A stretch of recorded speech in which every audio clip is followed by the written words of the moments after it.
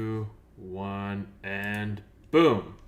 Hello, everyone, and welcome to Live Connection podcast number 63. This morning I have Jack in the top over there and Graydon in the top over there, and my name is Jared. It's me. And how are you guys doing today? Well, other than you pointed to the wrong corner for where I was, I'm fine. Well, look on the podcast actual stream and you'll see that it's that way. My stream is the only one that matters. Well, then you better host the podcast next time, Graydon. Ooh, no, we don't have the internet for that. Not yet. You're stretching it, yeah.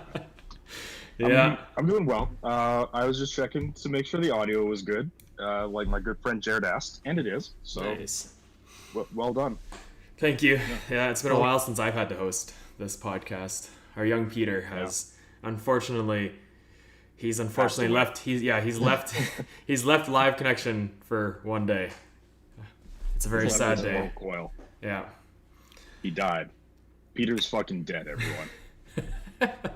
Jack, I was trying to break it to them easy. I didn't want to destroy their hopes and dreams right away. Tragic asphyxiation. It's like a Band-Aid. If it takes a little skin with it, that's completely fine. It'll heal. Oh, man. Talking about healing. What do you guys think is going to happen? Because there's a lot of people right now, because the next-gen consoles, PlayStation finally announced their entirety of their new next-gen, right? They had that announcement show on the 16th, I think it was. And then they've officially come out with it. And people it actually surprised me, to be honest, because I saw Xbox came out with Series S, right? And there was quite a bit of a performance decrease in the Series S in comparison to the Series X. And PlayStation didn't do that. What they did is they just made one digital and one have a disk drive. Mm-hmm. People were mad about that. I don't know if you guys looked at a lot of their feedback. People were like, well, where's your cheaper version of your console kind of thing? And I was surprised. Because I thought it would have been the other way around. I thought people would have been like, well, why just not get rid of a disk drive and keep the system the same performance value, right? Mm. Or right. Replace, instead of having a disk drive, and place another hard drive inside to increase storage. Because people are looking at it, like you look at, they announced, it surprised me. I don't know if it shocked you guys, but it definitely surprised me on their reaction to that. I thought it would be a little bit different, at least. Yeah, I mean, I don't know. I did not keep up with any of the reactions to anything like that. I'll tell you one thing. I was in bed at 3 a.m. last night trying to go to sleep, and I was like, oh my god, they announced the new God of War game? Yeah. It's like, oh, well, time to get a PlayStation. They're launching, like, I was gonna actually look up right now, because they've now have quite a few launch titles for PlayStation. I'm not actually sure like all the launch titles for each console is right now. I just know that the PlayStation has like 10, I think, launch titles for their console. God of War being among them, I think. Yeah. Spider-Man is up here.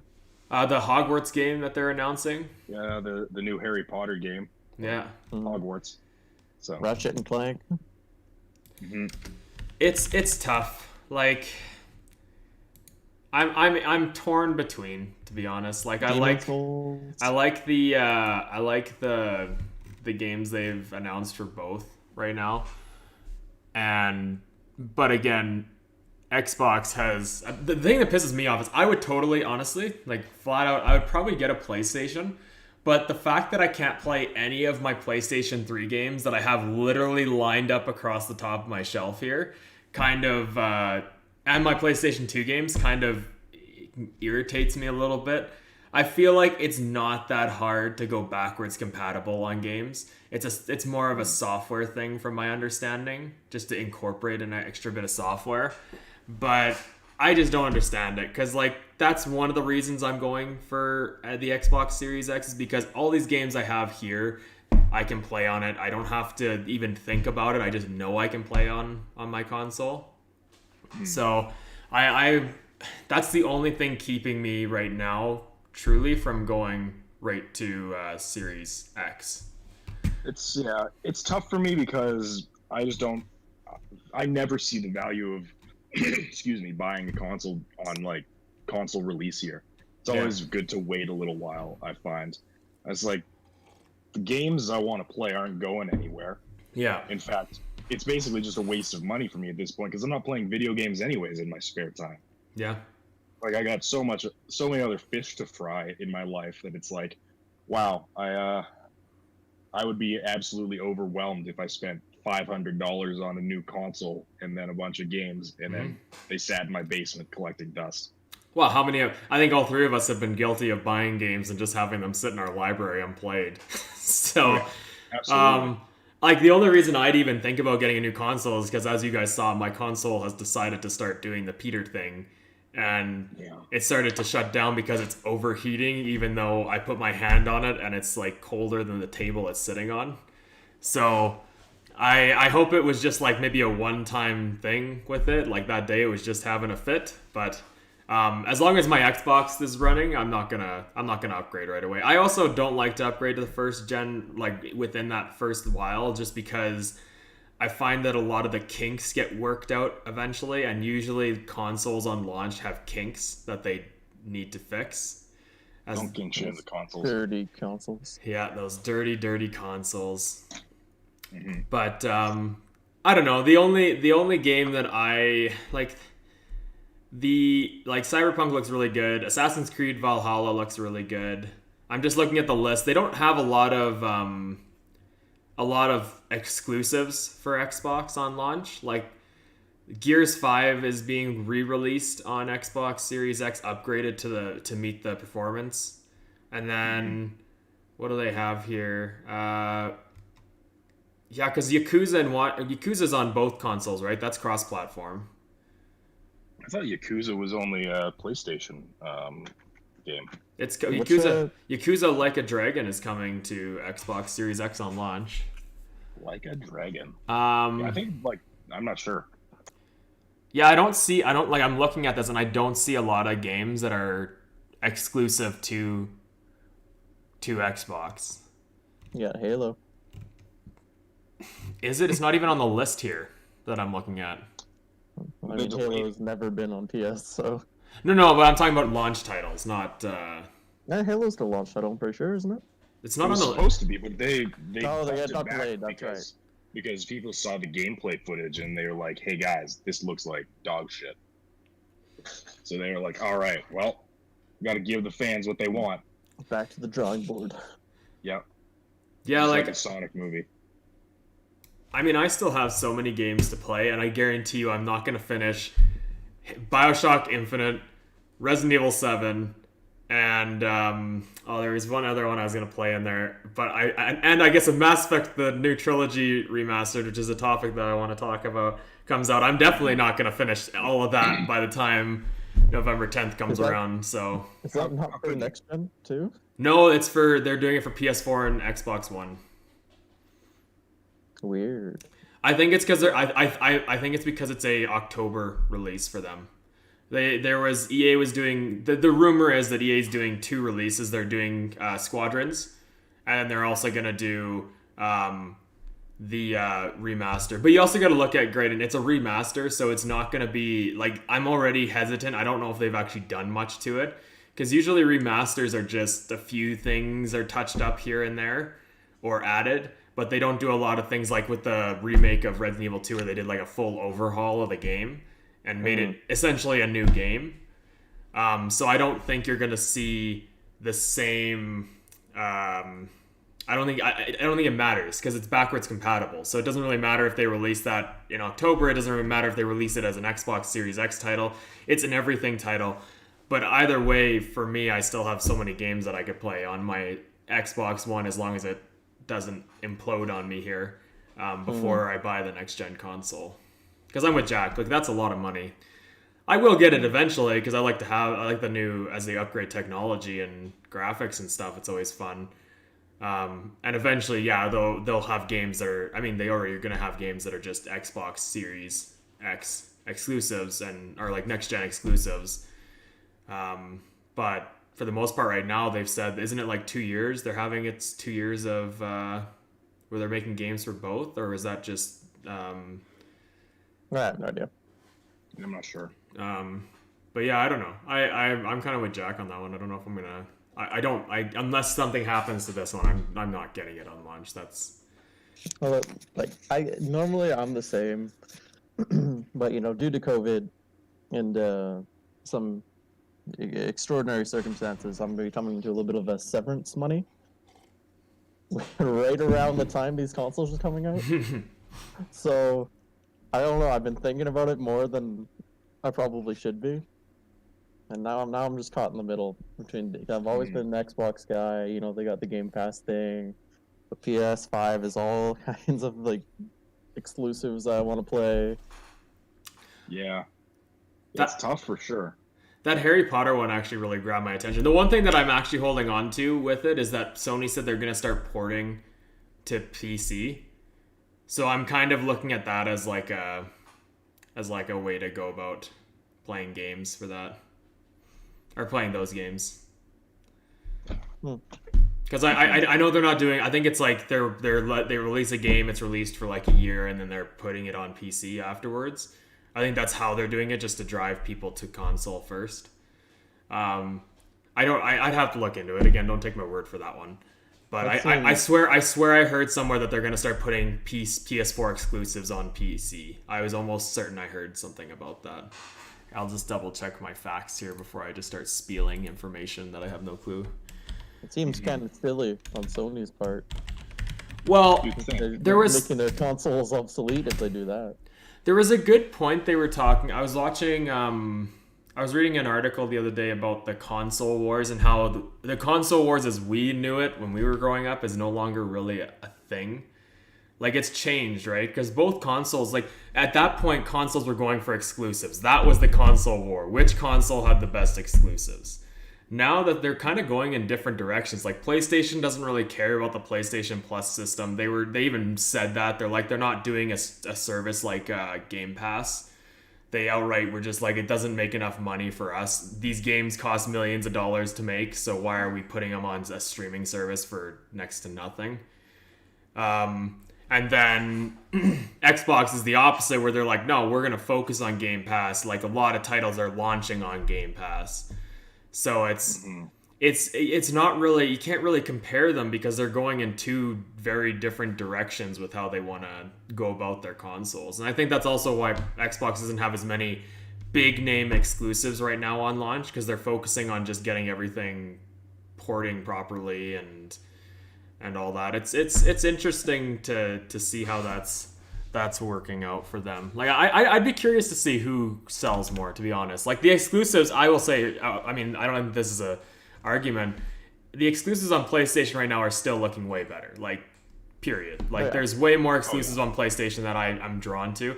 I looked at the trailer for that Harry Potter RPG, and it looks fucking sick. Like, that game looks cool. It looks pretty cool. Like, I like the idea that it's Harry Potter, but you're not Harry Potter like all the other games. You're literally creating your own adventure at Hogwarts. Like, it's an RPG. It's really interesting. I'm curious. I didn't even see who's developing it. I was so interested in just watching the video, I completely ignored to look or forgot to look who is developing it. PlayStation games on PC. You know what? Something else is to consider that I was just reading about is the download size of these games. Yeah, they apparently they're huge compared to the hard drive space. That's naturally. That's what I mean. Like, you're gonna buy the console and then you have to buy an external hard drive. Because I was looking, the like Spider-Man Morales edition, whatever it is, where you get the previous Spider-Man remastered and the newer game is 100 and something gigs. Where if you just want the new game, it's like 66 or something. Yeah. That's a lot of gigs. It's a lot of gigs. It's kind of insane because that's one of the issues we ran into with like the terabit on the One X, right? That's why most of us have hard drives now. Is like, these games are huge. Like, it's enormous. I mean, look at Call of Duty. They release a 55 gigabyte update every single time they update their goddamn game.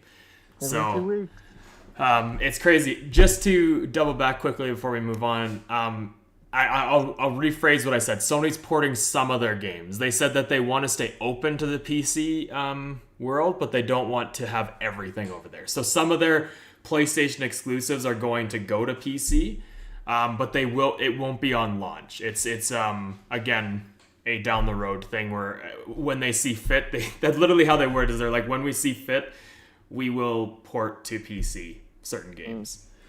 Like a good example would be Horizon Zero Dawn is a PlayStation exclusive, but they ported it. They're porting it or did port it to PC.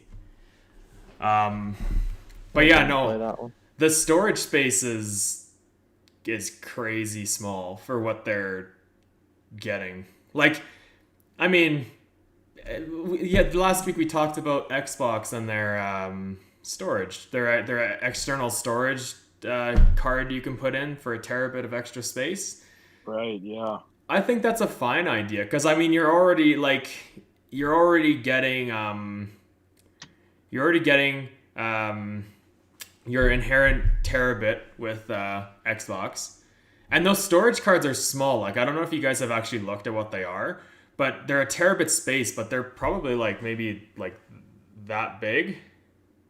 Mm-hmm. And you basically slide them into the slot and then you can remove them. So instead of having like one big bulky thing, like right now I have like 2 cables coming from my terabit hard drive all over the place. I could have a little like nice case for these cards of terabits and just like switch out the cards when I want to play different games instead of using like a cord. Not that I'm not going to use this. Now that I have this, I'm going to use it, of course, but just going forward, like it seems like a nice compact way to do it instead of having a bunch of extra things around the console, right? Yeah. So I don't know. I hope PlayStation comes out with a good option for that, but as of right now, it's just, yeah, you could download, it's like, what, it's 875 gigabytes of storage on PlayStation or something like that. I'm not sure. I think it's just shy of a terabyte. Okay. That's what I was reading. So you're looking at that. If everything's 50 gigabytes, you're looking at like 10 games roughly. No. Yes. I don't know. No. I'm gonna check your math. It just seems like it's I don't know. The size of games I feel like storage space needs to be a bigger thing. Mm-hmm.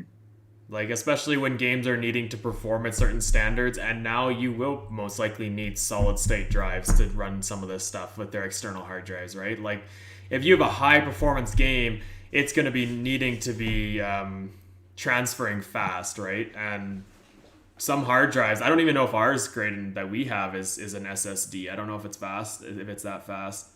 I don't think it is either. You know what? Actually, now that you bring that up, there's another thing that I read in this article was that you need that to be able to keep up with the PS5. It is the one that I was reading about. I don't know about Xbox, but like you need to meet certain minimum requirements with this external hard drive to even have it compatible with the PS5. Yeah, and the fact that those cards that Xbox is releasing is SSD, I'm gonna say, and the fact that they both have pretty similar specs, they're just focused a little bit different in different areas. I'd say then it's most likely the same case for Xbox. I'm sure if you ported like if you were playing your old Xbox games, like say on my old terabit hard drive, I have all my old Xbox games, and then on my newer hard drives, I have my new games. It should work fine because the old games will still run and use the same amount of data. But I don't know. I just don't know. It's tough for them, right? Because it's like you got to focus on certain things, and the biggest focus for most of these companies is performance, right? It's not so much storage space or anything like that. Like people want to see games run really well, look pretty, and play fun. Whereas storage space comes kind of second. It's more of that inconvenience afterwards that you look at and you're like, shit. Mm-hmm. Right? So I don't know. Here it is. Here,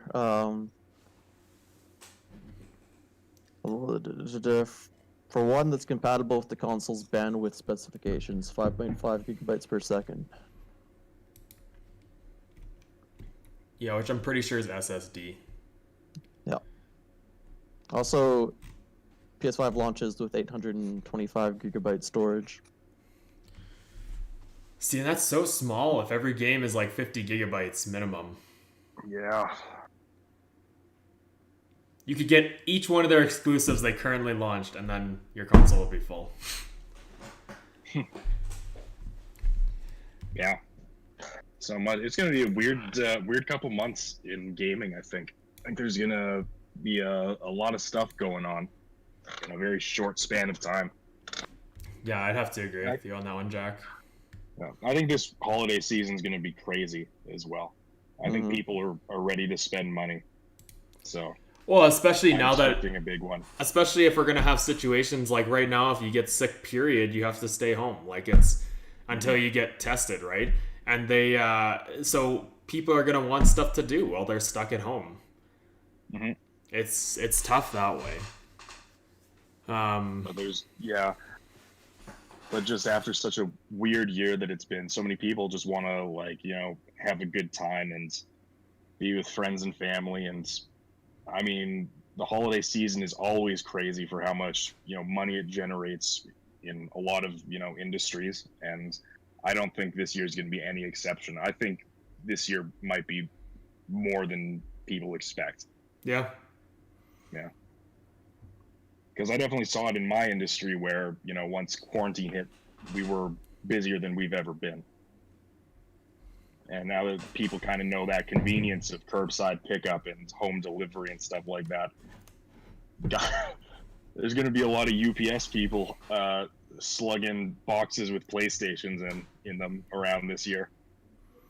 What random question, completely out of the blue, because I was thinking about it the other day, just because Amazon utilizes every single delivery service, right? Like Canada Post, UPS, Intercom, all of them. Yeah, I think it's whatever's easiest for them. Yeah.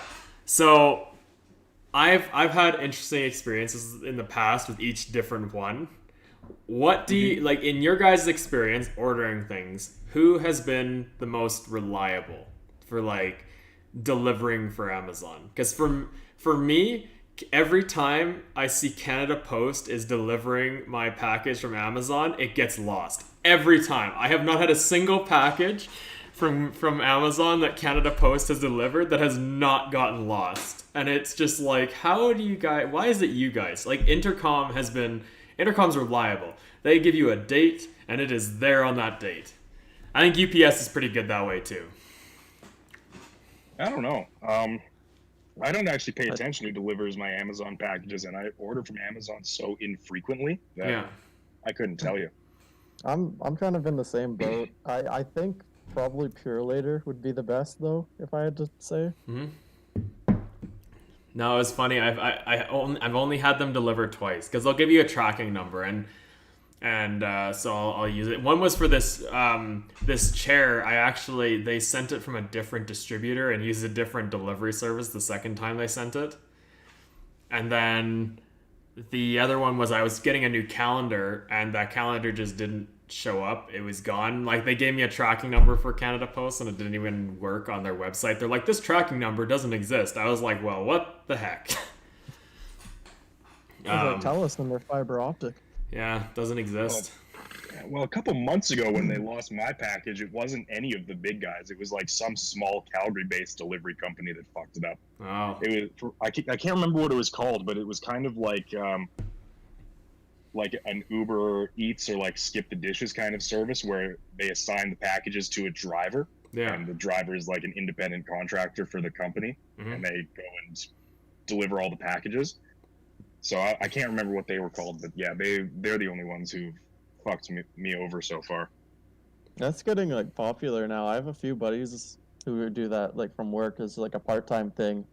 The guy showed me on his phone, it's this app. It's like, I want to work between this hour and this hour. This is the area I want to work in. And like, great, here's X amount of packages. Come pick them up and get them done. We'll pay you this much. I mean, that's convenient. Yeah. Is it like employee based or is it just like contracted essentially? It's like availability based.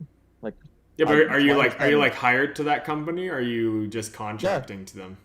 I guess it'd be like a weird mix because like you're hired there and like you have like through the app that you work through and you do all the stuff, but you're also kind of choosing your own hours and stuff. That's weird how those things work. Because like if you drive for Uber, you wouldn't say you're like an employee of Uber. You wouldn't say you work for Uber. No. It's like you and Uber have I have like an agreement basically that you're doing work for the company, but you're getting something out of it, and there's not like a contractual obligation. But like at the end of the year, does Uber still have to send you a T4? That's more what I was getting at. That's Yeah. kind of where I was going with my comment was like, how do you go about that in tax season? Like, is it just considered casual pay? Because if it's considered casual pay, I mean, you can pretty much sneak that under the radar. But I mean, at the same time, I feel like there's got to be some sort of catch, because let's face it, CRA would not allow something like that to fucking swing under their radar. Absolutely not. But it would be bigger. It would be even bigger in the U.S. because there's so many Ubers, like in every major city. Like, I bet tens of thousands of people drive for Uber in the United States. You think the IRS is going to want to miss out on that tax money? Yeah, Absolutely exactly. No, it's it's weird because like I have a friend who's doing skip the dishes stuff. He does delivering for that. He makes really good money for it. Like, it's actually crazy how much money he makes. Like, when he subtracts his gas and everything, he's making like 2,500 a month kind of thing, and that's not too bad for like just a job that he goes out every. He'll work like probably 5-6 hours for the 5 days a week, and then he's just driving around doing deliveries of food. It's not too bad for him. Actually, now that I think about it, since whenever you're working for one of those services, all your stuff is being tracked through your phone, and like all your, kilometers, all your clients, all the money that you're making through that, they can probably like do electronic T4s, which I'm not sure if that's necessarily legal, but I mean, I'd imagine they'd have to do something like that, because you can't, send a T4 to tens of thousands of people across the world that are like doing casual work for you. That would be a logistical nightmare for whoever's doing payroll at Uber headquarters or whatever. No, it'd be a tough one to handle. But I mean, I feel like it's a good way to go for people right now who just want to work but not want to get a full-time job until things quiet down. What another one of my buddies did, he did the grocery shopping one, where you just buy people's groceries and leave it on the front door. He made a lot in tips. Like, people just like left $20 or like $10 out on the doorstep for him. Like, apparently he was making bank, not even so working there, but just in the like tips that people gave him. Well, that's what it comes down to, right? Like, that's why people who do skip the dishes make so much money too, is through tips. Because I mean, most of those apps drive you for tips anyways. Like, they'll be like, "Hey, tip this much" or whatever. And it's rare. Like, I feel like you'd have to be a real piece of shit not to tip, period, for someone delivering in one of those services. Like, I don't. Sure. They're usually really good. Like, they're pretty on time with things. I mean, Peter's house is kind of a weird address, as we've all known, ordering skip the dishes for. So we basically have to hang outside the door and wave our arms around to get them to come to the right door. But no, it's definitely through tips. It's like serving, right? Like, when I bartended, my money didn't come from the hourly I was paid. It was 100% came from tips I made. The issue I found with that is that, like, it was okay consistency wise, but those jobs that rely on tips, you can't budget with them, because you can't rely on people tipping you every time, right? Like, especially nowadays, when you have, I know the younger generation don't like to tip very much because they're confused, but then also the old generation don't like to tip either, because they never had to before, right? It was always just, you were paid as an employee to work there and serve food. So it's interesting. Like, that was at least my experience when I was in the serving industry. But no, I don't know. I feel like it's a decent way to do it. If you just need some quick money, it's a good way to go about it. For sure. Yeah, I mean, service industry is never going to be like the most reliable way to make a ton of money. If you're like a career waiter or something like that, you work at a decent restaurant, they're probably paying you a decent hourly wage, so you can budget around that. Plus, you're getting tips. Yeah. But then, you're often breaking the tips up between all of the staff. So it's getting split between the kitchen and the wait staff as well. Yep. Supposedly, I mean, a lot of the time, wait staff will just pocket any, cash tips. Yeah. Almost all the time, cash tips get pocketed. we always, I mean, in our industry, we always joke that the cooks and the chefs are doing the hardest job in the restaurants, and they're making the least amount of money just because all the people on the floor interfacing with the customers are the ones that are collecting the money and making the tips and stuff like that. But yeah, it's weird, but yeah, serving is definitely not always a reliable way to make money, but Yeah. you can make good money there potentially. No, it's totally true. Like I have a friend who does serving full time, and she does really well with it. But she, again, like you said, works at higher end restaurants, so her money, her hourly is pretty much what you would get at most jobs that are really good hourly, and then she has tips on top of that. They do it a little bit differently as well because they also have like some restaurants now build in gratuity, which is not a bad way to do it because you guarantee, because there's people that just are kind of asses when it comes to that kind of stuff. I think that's the best way to do it, honestly. Then we would be more like like a European system where you're not expected to tip unless the service is outstanding, because the people there, they're making the money that they need to. It was weird because like I work in a clinic, right, and I didn't realize you could get tipped in a clinic. And I got a tip the other day, and I was so caught off guard. They're like, "Here, Jared, here's your tip," and I was like, "What?" I was like, I didn't even realize. It was really nice, like, because it's good because it reinforces that I'm doing a good job for that person, or that they actually like what I'm doing. But it's always, I just was not expecting that. Of all things to get from the clinic, I was not expecting to get a tip for that kind of stuff. But For sure. No, I agree with you, Jack. The gratuity thing to me is the best way to do it. Well, like a couple years ago when I went traveling, I saw a girl tip a flight attendant, or no, not flight attendant, a gate agent. Like before we get out, like the person who like looks at your pass and your ID, like, okay, you can get on the plane now. I was like, that's weird. I never thought to do that. I don't know why. Yeah, no kidding. I mean, to be fair, there was a chick who was like losing her mind and screaming and like really upset about something. She had to deal with that, wow. but I feel bad for some of those like border crossing people or anything in that industry period, because the shit you put up with is crazy. Yeah. Graydon, have you ever been tipped in the time that you worked construction or at the airport? Have you ever gotten tipped? construction, absolutely not. I got the tip to not eat yellow snow and shit like that, but no, nowhere. I got tipped once when I was working construction, like not necessarily tipped, I guess, but given $20 by some random guy. And I've been tipped a few times at my current job, but nothing substantial. In the 6 years I've been doing it, I've maybe made like $150-ish in tips. Do you guys do tasting events, don't you, Jack? Not this year.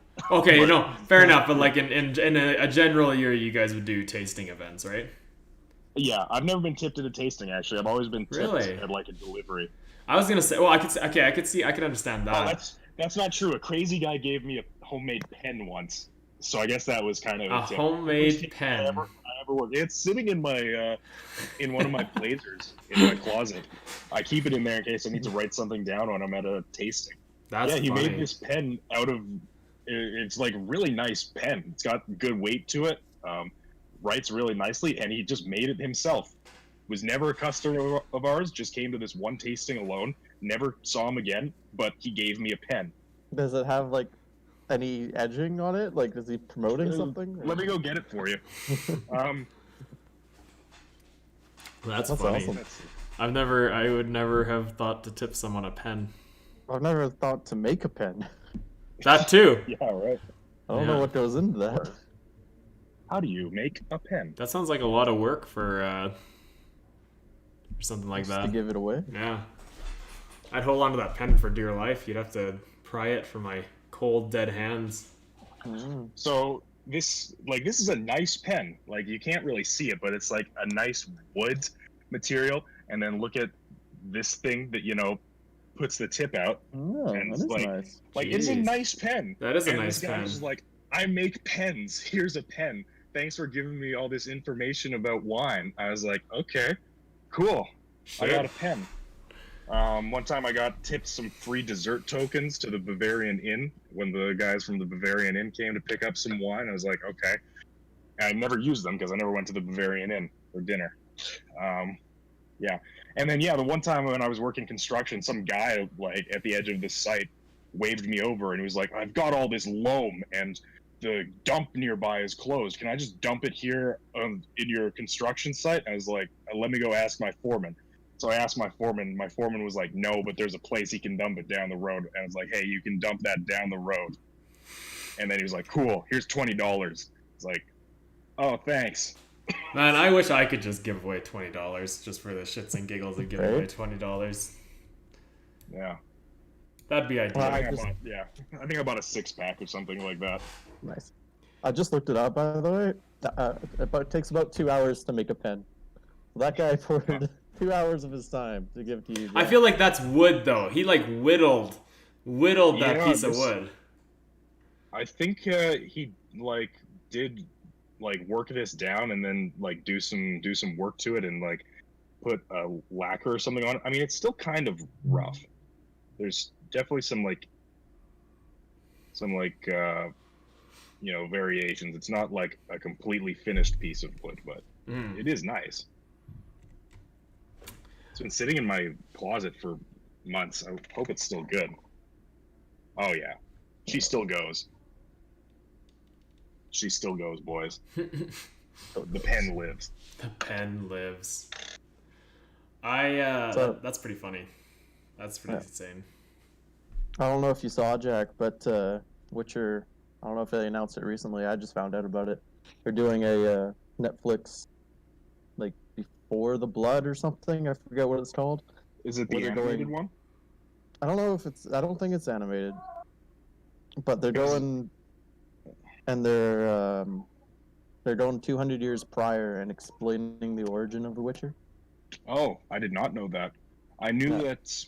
So last year they announced an animated Witcher adaptation that I think was getting like a short movie or like a season or something like that in addition to like all of the Henry Cavill show. So I did not hear about this. This is interesting. I think it was a short, like it's going to be a short 6-episode little thing just explaining how the Witchers came to be. Try to find the article again here. Oh, I mean, that's cool. I mean, people want more Witcher. Like, people want anything to do with The Witcher. It's such a, like, popular IP right now. Yeah. No, totally. Yeah, I'm excited for the next season of that I guess live action Witcher they're doing. Yeah. It looks really it was really good. It was definitely it was funny because like at first I didn't realize they were switching timelines like in the first few episodes, and I was like, what the fuck is going on? Like, how have we jumped over here? And then after, like, obviously then I caught on to it, but no, they did a good job of it. I'm excited, and the origin of The Witcher would be a neat one to watch. That'd be really cool to watch. Just to see how they actually came to be. Yeah, the first couple episodes were like, even I was like, what's going on? And then I realized that they were like hopping around between different parts of the novels. I was like, oh, okay. Now it makes perfect sense. I'm super excited for the second season of The Mandalorian coming out. Like, it looks like it's... I watched the trailer of it, and it looked really good so far. I mean, I'm not surprised. They did a really good job with season 1, so I had pretty good high hopes for season 2. Apparently, season 2 is supposed to be a little more action-packed, though. Like, season 1 was more of, like, the set the scene, get to know the Mandalorian, and get to know Baby Yoda and the other characters. And now they're going off with it. It's also supposed to be, I was reading an article that it's supposed to be the most adventurous one, because, like, most Star Wars movies have gone to the same locations repeatedly. They just kind of revisit them in different time periods. And now they're supposed to be, I think they're saying the Mandalorian's supposed to jump to a bunch of planets that are mentioned in, like, the lore, mentioned in some of the books, mentioned in some of the games. So it's going to be a little more... It's going to be able to reach, a wider audience of knowing what these places are now, because you have a bunch of people that play the games and read the books and all that stuff that, yeah, okay, it's great going to Mos Eisley 17 million times, but let's go somewhere else instead. That's a interesting planet. For But sure. no, I'm excited for that one coming out as well. But What did you think of the trailer? for the Mandalorian, Yeah. I thought it was good. He seems like he's becoming more like what the Mandalorians were known as, were badass fighters. Like I found in the first season, the first episode he seemed badass, and the rest of it was just kind of like, man, you are getting your ass fucking handed to you on a platter. I sometimes kind of like that when the hero gets their ass kicked a little bit. It's true, but it was like when you look at the Mandalorian lore, they're supposed to be these elite fighters, like to the point where they could battle Jedi, which at the time when Jedi were actually still combat focused, not just like in the movies, right? The Jedi are no longer super combat focused. Mace Windu's the only Jedi that is necessarily combat focused when it comes to his actual abilities. That's why he was able to take down the Emperor in his time. But, I mean, obviously he didn't take him down because that whole shit happened. But, Spoilers. Yeah. but no, I agree. I like they showed some vulnerability. I'd like to see a little bit of more of a mix though, because I found like there wasn't really any time that he seemed super insanely badass. But since we got that scene in Mos Eisley, do you think it means we're gonna get an Obi-Wan cameo this season? It'd be nice to see that. That'd be pretty cool. If we saw Ewan McGregor as like an older Obi-Wan, Yeah, no. because we know that he's getting his own series. I'm so excited for that. They said, isn't it supposed to be? It's like one season, but it's going to be discussing things like It's going to be discussing what happened after the whole Mustafar situation when he went to Tatooine. So I'm super excited to see that one. He's still one of my favorite Jedis. Like even reading all the books and stuff, he's still one of my favorite Jedis, just based on who he like, his character and his abilities all together. It's pretty awesome. Yeah.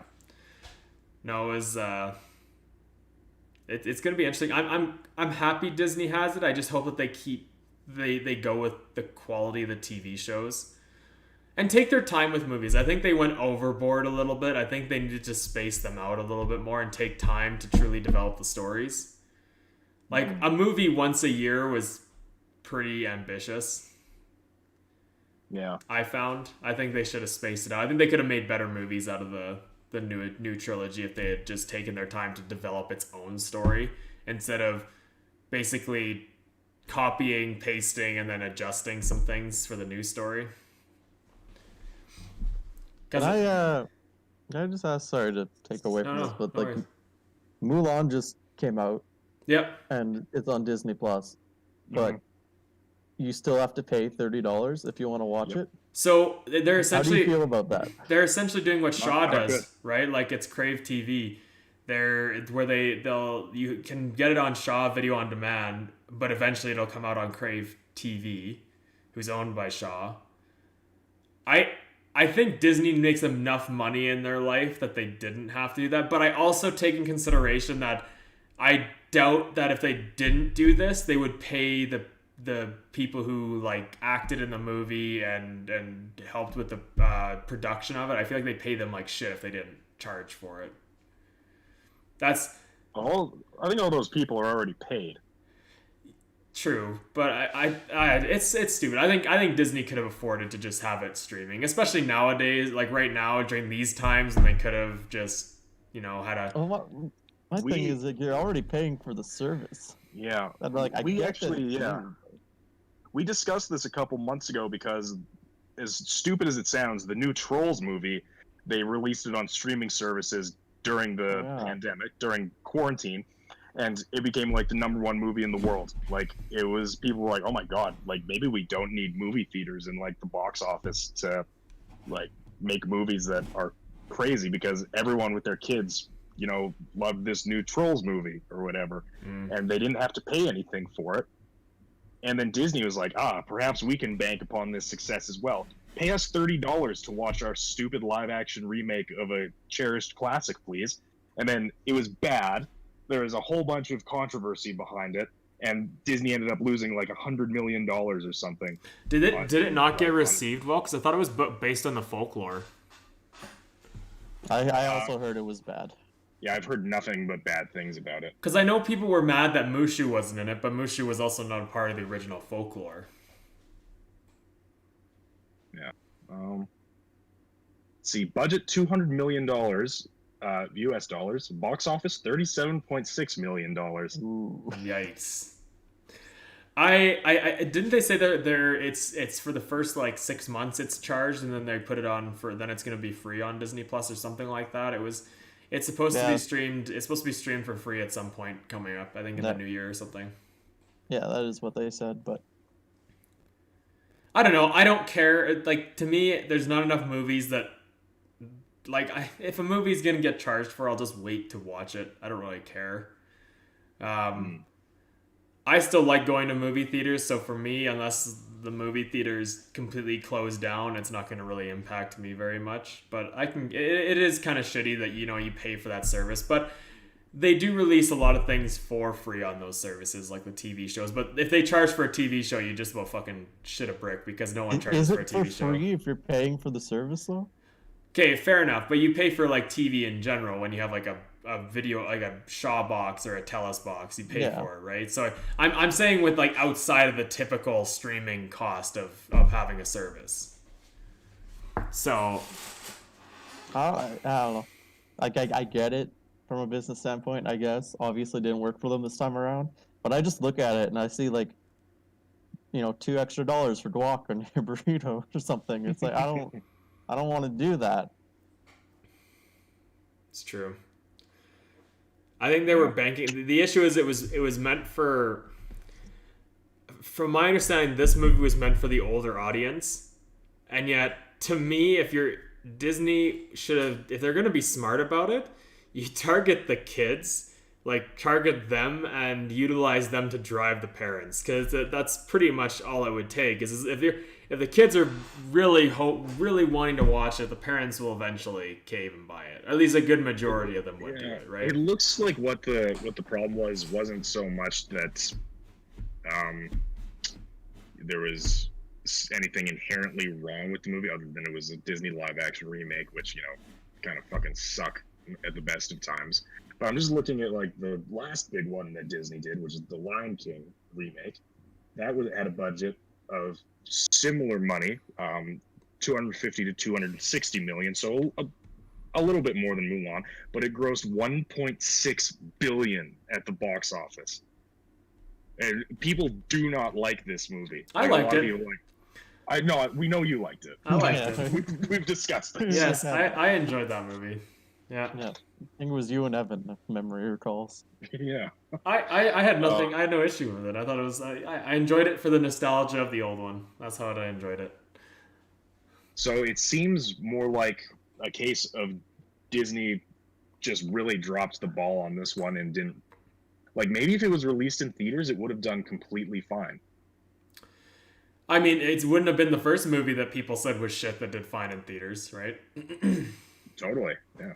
I mean, that's what we kind of talked about it a little bit last week, or we mentioned, maybe not on the podcast, but I think I've brought it up before, is like you no longer can really judge a movie of how good it is based off the box office hits.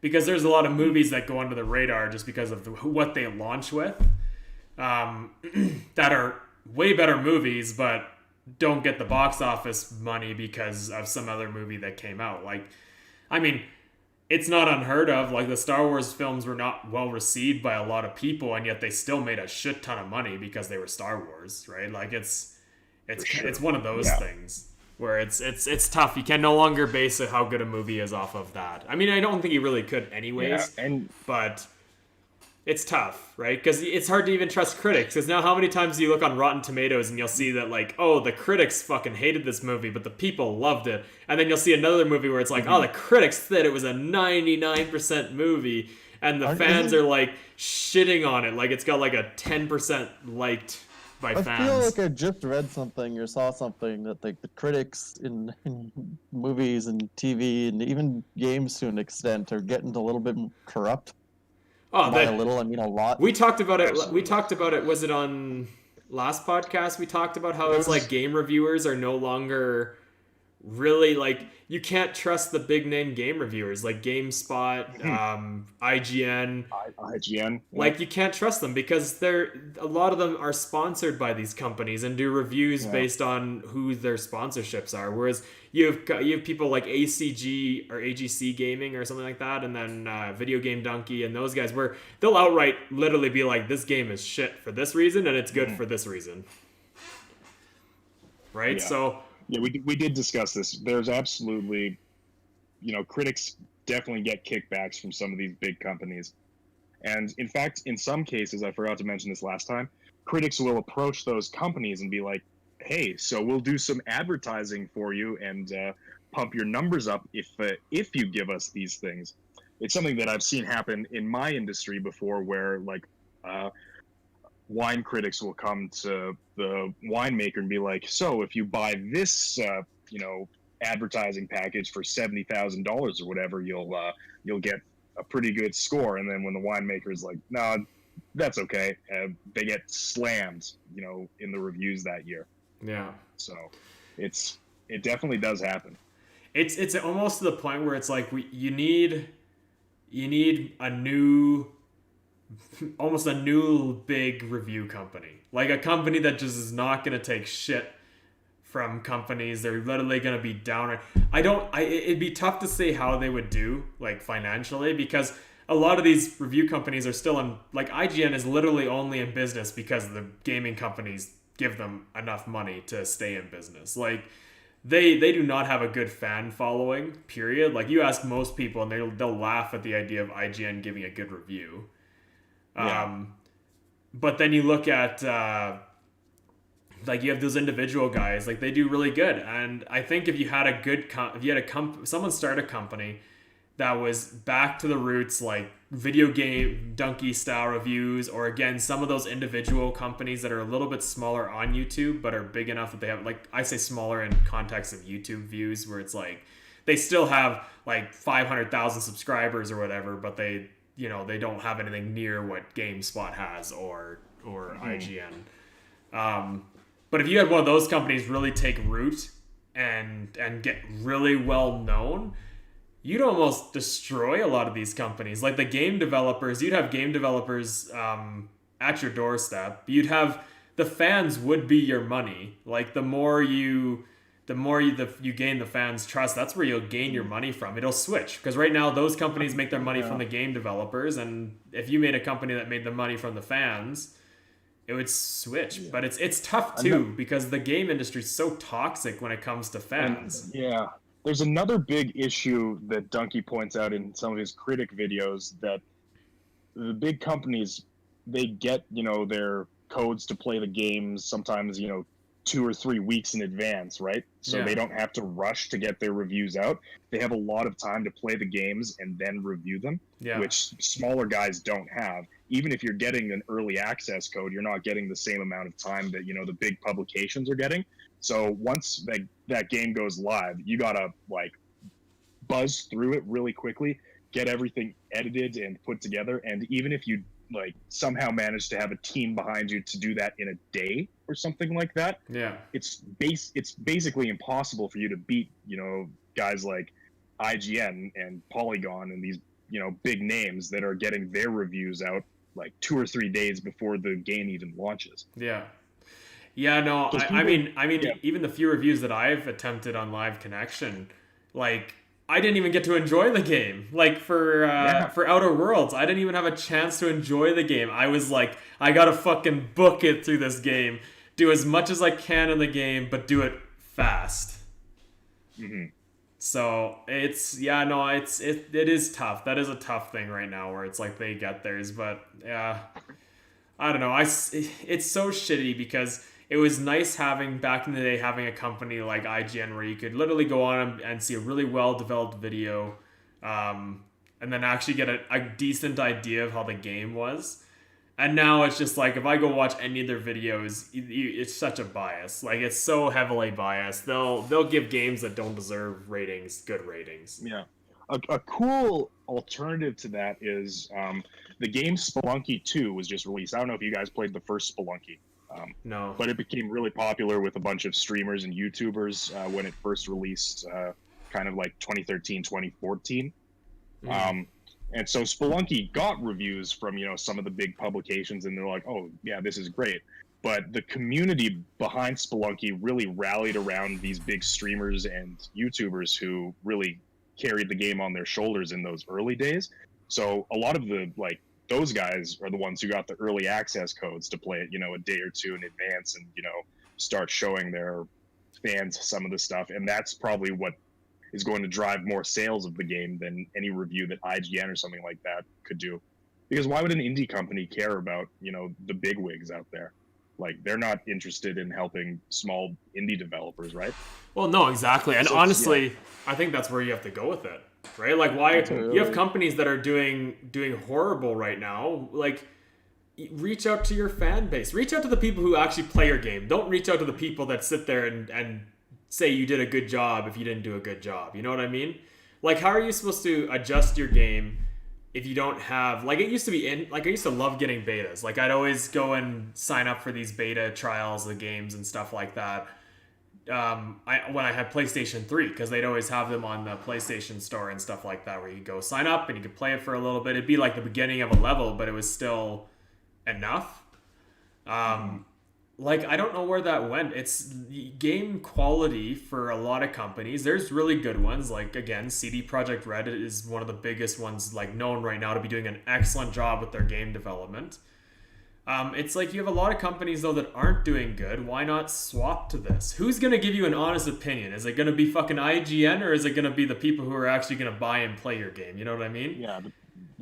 What people, I think, are starting to realize, and this doesn't just apply to video games, it applies to basically any market where consumers are involved. The power is so much in the hands of the consumers, and for a long time, consumers haven't realized that. When we say, like, speak with your wallet, we absolutely can actually do that. It's just a matter of, getting everyone behind there. CD Projekt Red is doing so well because they give a shit about their fans and their fan base and the people who play their games. Yeah. Hollow Knight, Team Cherry, they didn't get any massive press release when their game first launched, but once it got console ports and once people started playing, it's like, yo, this is one of the best games of the year. Like, it became massive. People love that game now. Yeah. It's like, and so much, like, I think now more than ever, we need people to realize that consumers actually have so much power and they don't realize it. Yeah. So no, I think totally it's interesting where things go.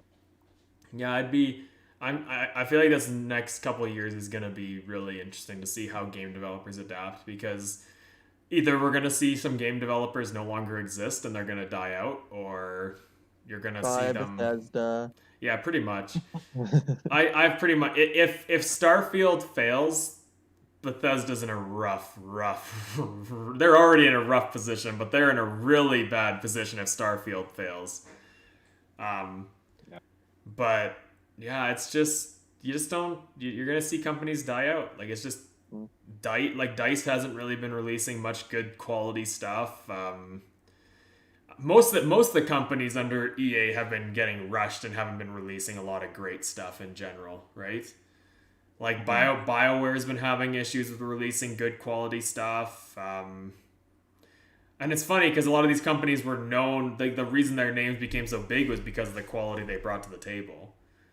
Mm-hmm. Like, Bethesda became so big because of what they did for the Fallout franchise and Doom franchise. Like, with the Fallout franchise, they turned a top-down RPG kind of style gameplay into this first-person RPG style open world. And then Doom was they took by storm pretty fast with Doom. But ID Software takes a lot of credit for that one because they actually do the development. Bethesda's more just the publisher for Doom. So it's... Yeah, I don't know. I feel like a lot of these companies, either their sub companies are going to break away and be like, hey, we're done with you guys, we need to do our own thing, or you're just going to see companies start to fizzle out into nothing. Totally. But, yeah. I mean, hopefully... Go for it, Jack.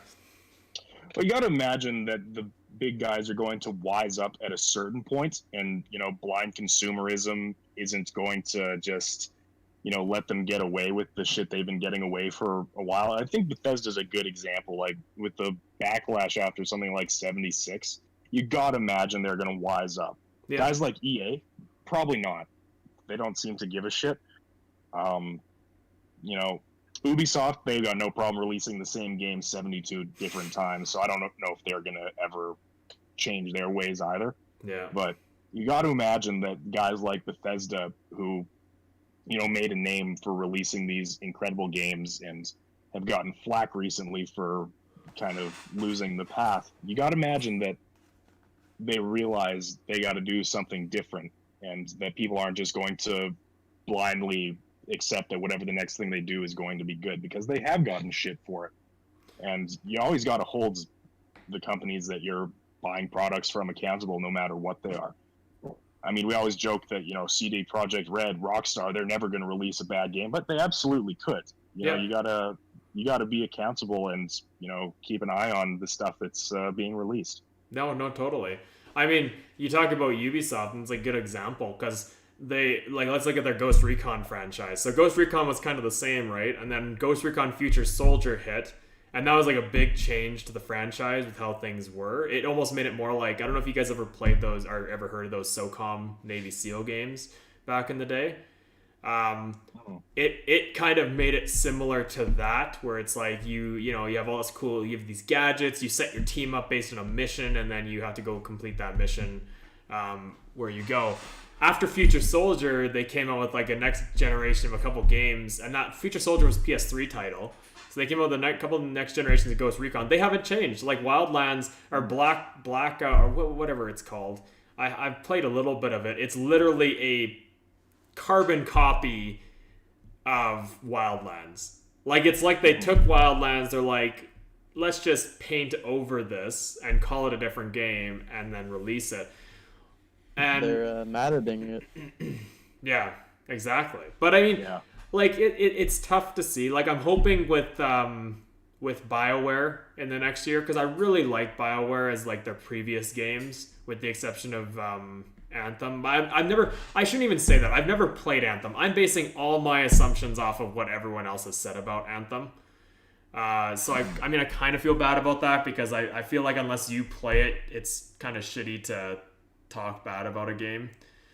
But like, I'm hoping with this, the remaster of the Mass Effect trilogy, I know it's more of a money thing for them probably to get in a little bit of extra cash, but I'm hoping that they start to turn around and see what their fans want out of it, and maybe stop just trying to appeal to EA, their great overlords. Sure. I was going to bring this up kind of as a closing thought, because I realize it's 11:15. Yes, we're getting pretty close to the wrap up here. Probably last point. So it's good you bring up BioWare, because as a closing thought to this conversation, it doesn't matter how many good games BioWare released. They had the entire Mass Effect trilogy. They had all the Dragon Age games. They were universally loved in the gaming industry as one of the best makers of RPGs. All it takes is one Mass Effect Andromeda to tank your reputation in the industry.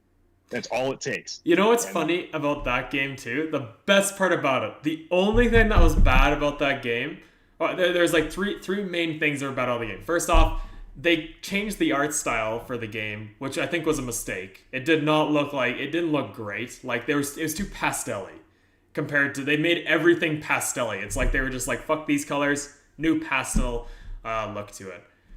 The story was loose. Like, it didn't feel like Mass Effect, where Mass Effect is like, you're supposed to have that butterfly effect, where everything you decide impacts you down the road. It kind of did that. Not great.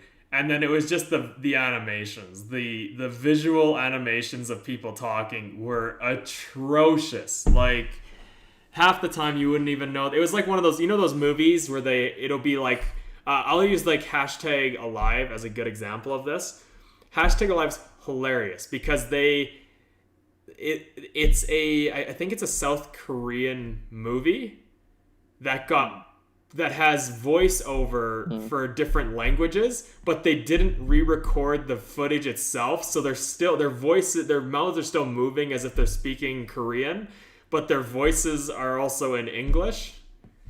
So when you watch That's weird. the actual I'll watch it now. when you watch it, their voices aren't moving with the words that they're speaking, and it fucking immediately, the first thing that came out of the guy's mouth, I was like, I can't watch this movie. I cannot watch this movie. It's done.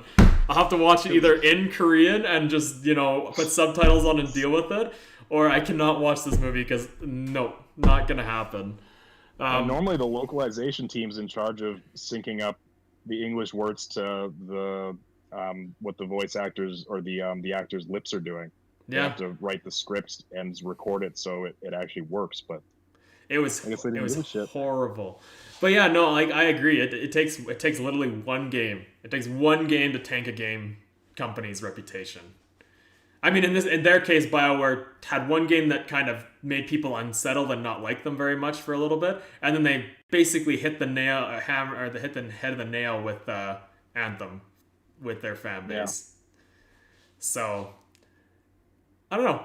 It'll be. I want BioWare to come back because I really like their stuff, but I want them to come back in a good way. So I hope the next Dragon Age is good, and I hope the next whatever they do after Dragon Age is good. Mm-hmm. But with that, any other closing remarks you guys would like to make? Because then we'll start to wrap up the podcast here. Thanks for joining us this morning for the LC podcast number 63. We are streaming 2 days a week right now. We're streaming on Thursdays, which alternates with a random game stream and a Call of Cthulhu stream.